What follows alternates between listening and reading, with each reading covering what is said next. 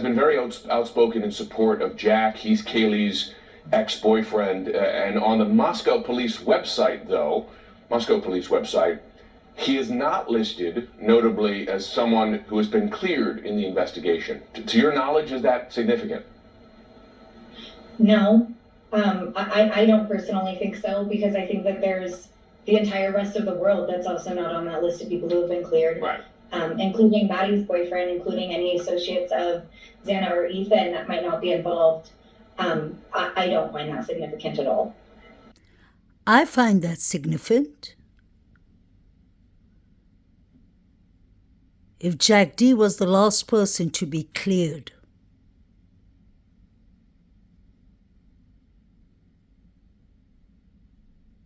it is important because Kaylee was last seen at the Corner Club with Jack D, Adam,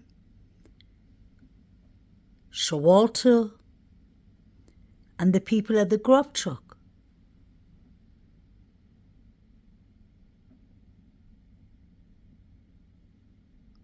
And Jack D is important because Maddie and Kaylee called him 10 times on the whole, right up to 2:52 a.m. And that's when the Banfield stop was happening. Pay attention to Steve Jr., Kaylee's brother. He looks like he had his doubts about Jack in the beginning. I'm sure it is frustrating. Your family has been very outspoken in support of Jack. He's Kaylee's ex-boyfriend. And on the Moscow police website, he is not listed, notably, as someone who has been cleared in the investigation. To your knowledge, is that significant? No, I don't personally think so, because I think that there's the entire rest of the world that's also not on that list of people who have been cleared. Right. Including Maddie's boyfriend, including any associates of Xana or Ethan that might not be involved. I don't find that significant at all. And there were a number of phone calls to him that night, and you say that would have been typical behavior for Kaylee, that she often would call friends, folks, for a whole bunch of things. At any time, yeah. Multiple times until I would pick up at 3 a.m. and be like, Kaylee, what? Yeah. And some of the last footage of her at that food court, she's on her phone 24/7 filming the whole thing. So she lived on that phone, so. Yeah. That is actually very interesting. Kaylee was on her phone the whole time at the grub truck. She looked like she was texting someone. She didn't seem to be very worried. But Kaylee sounded very stressed when she asked Maddie, what did you tell Adam?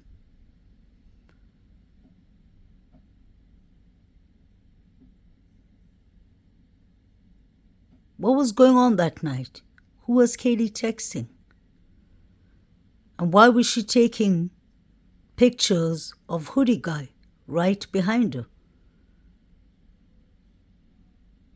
Brutal stabbing deaths of 4 University of Idaho students are asking the public for any tips and clues that might help bring a break in the case. We ask anyone with any information related to what happened with these 4 who are in our community, their interaction with others, and whether they expressed concern or commented about someone or something strange, to get that information to us. Detectives are still searching for the weapon. It's believed that a fixed blade knife was used in the killings that shook this college town on November 13th. Combined, more than 40 investigators from the FBI, state police, and the Moscow Police Department are working the case. Detectives here in Moscow, Idaho believe the 4 victims were targeted, and with no one in custody, police are advising everyone to remain cautious. That is the type of vigilance that we're looking for in the community, being aware of your surroundings. Investigators have looked extensively into information they received about victim Kaylee Gonsalves having a stalker.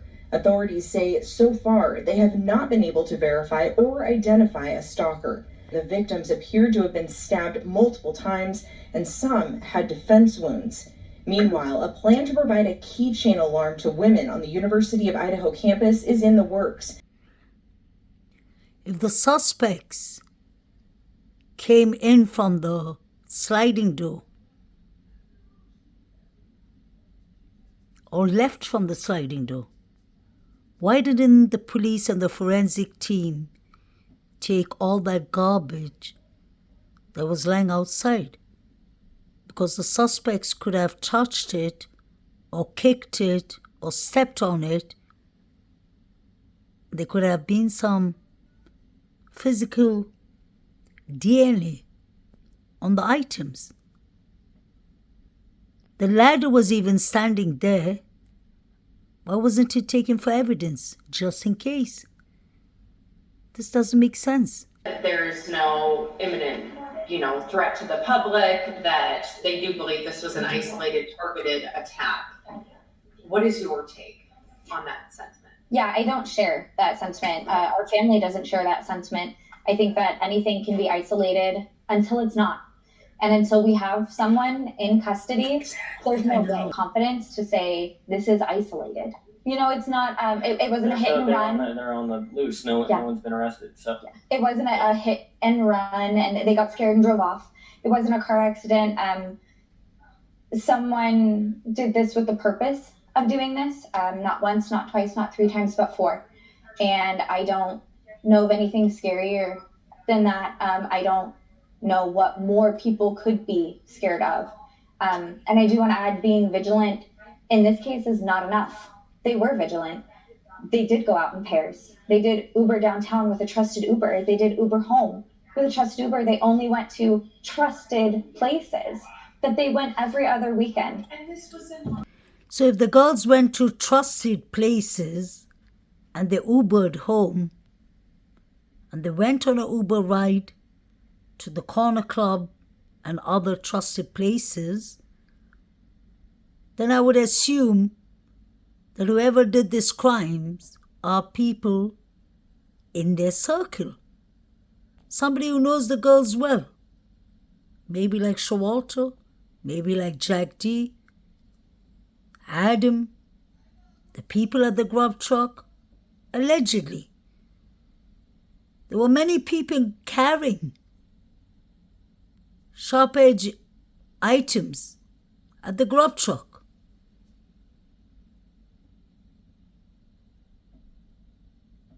What are the Gongalves hiding? Why are they always defending Jack D? If Jack D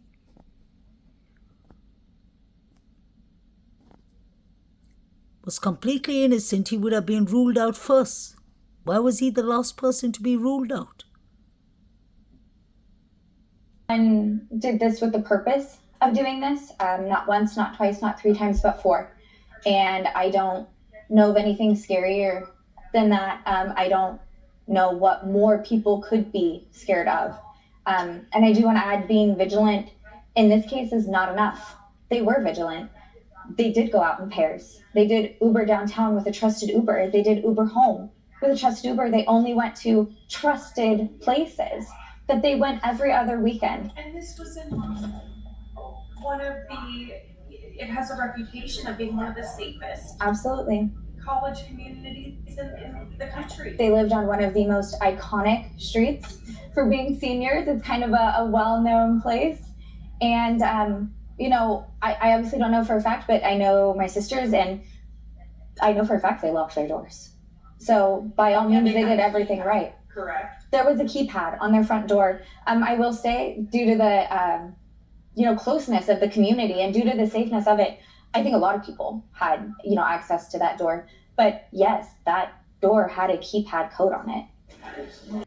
So even if the girls locked the front door and the sliding door, the back door,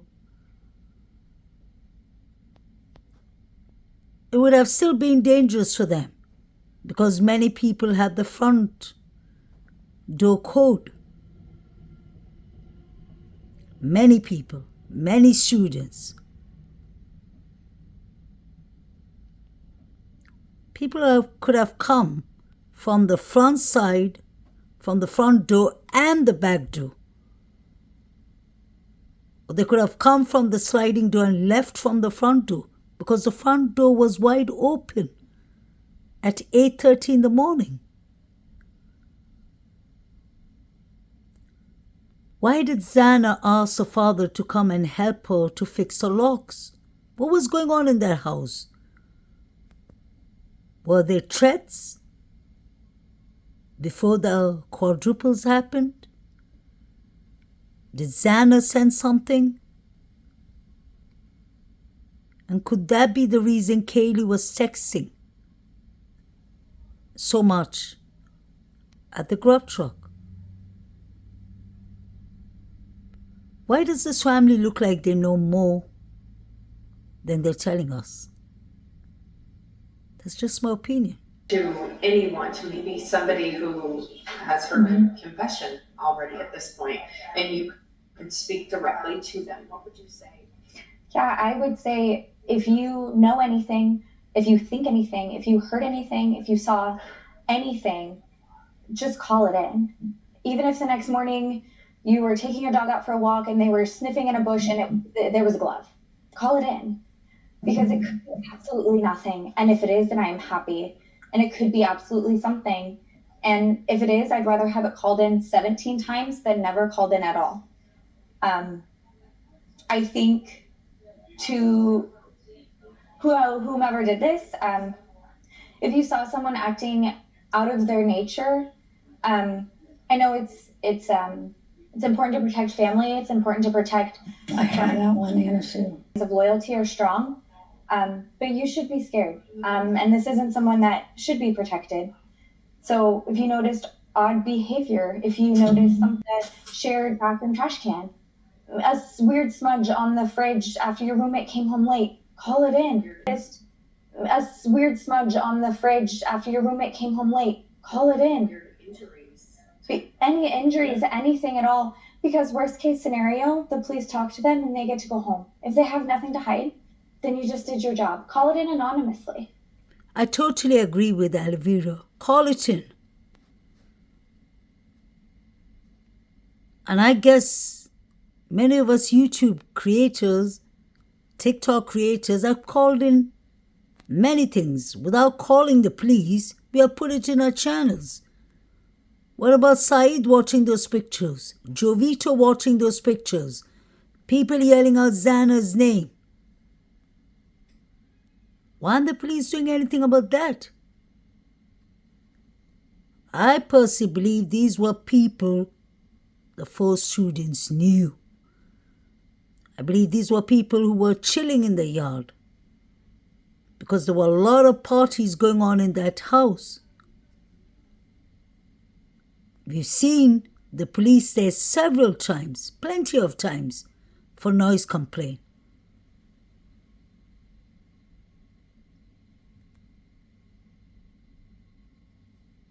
Sister? Yeah, Kaylee was a spitfire.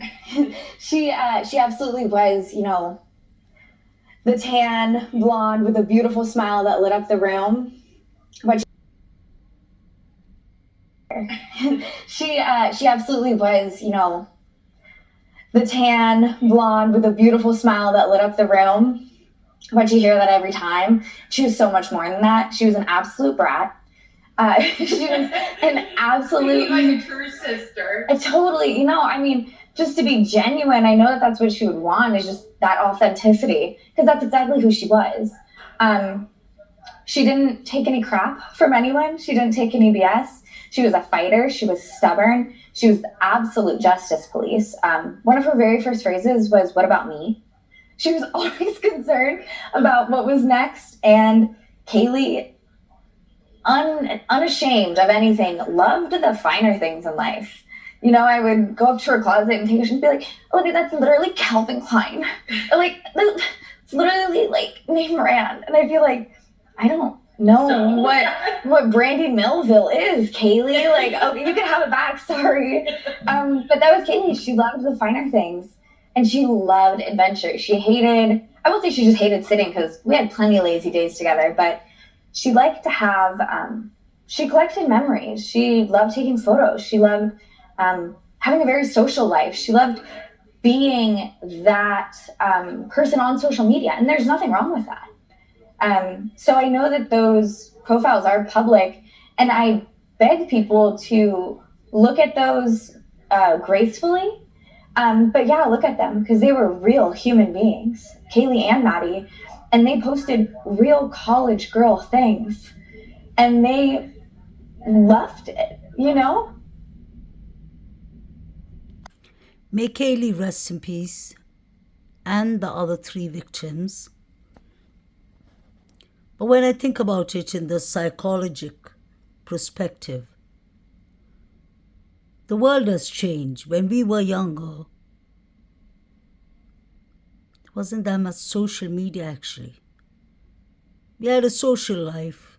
We used to play sports, climb up trees, do things, socialize with other students. But time has changed. And now there's so many different apps, Snapchat, WhatsApp, Reddit, X, and different kind of apps. VSOP.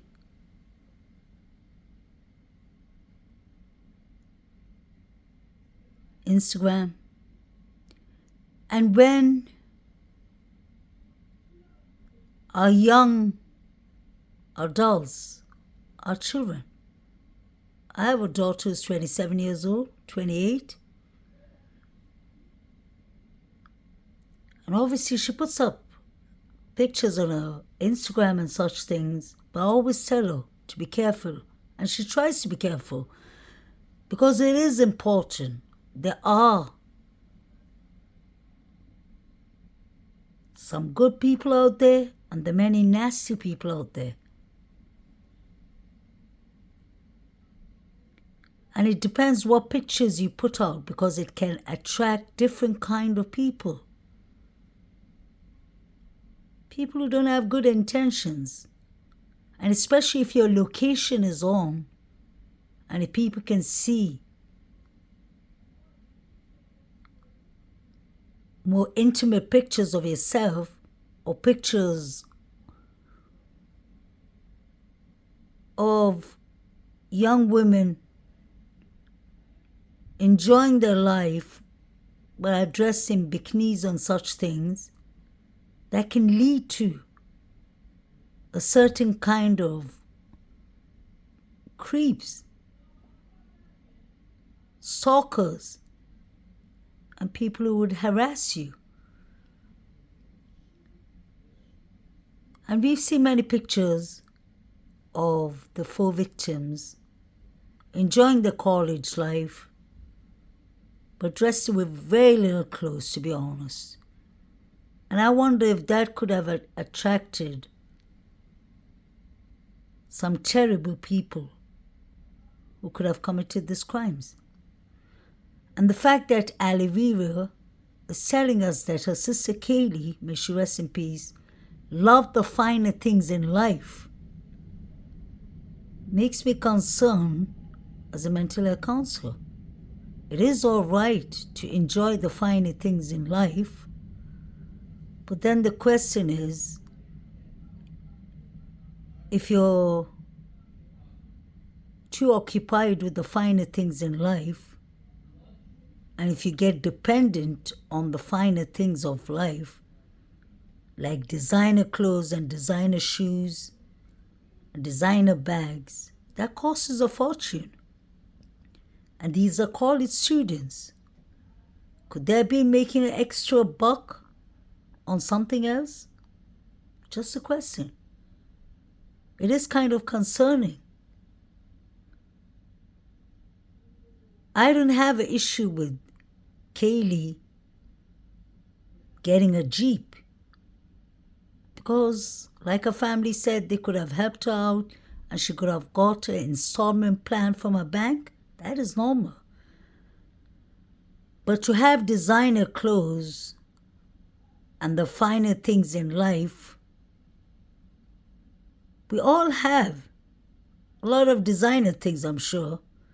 But when you're kind of hooked on it, and like Alivira said, looks was everything for Kaylee. Could that have attracted a stalker or something, I wonder? Just a question. I'm not judging these young students, but we have to think about the world and how easy access people have online.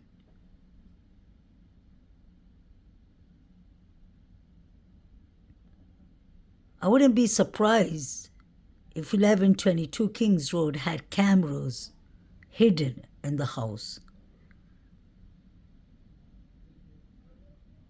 because they were watching the crimes from somewhere. Where was Saeed watching those pictures from?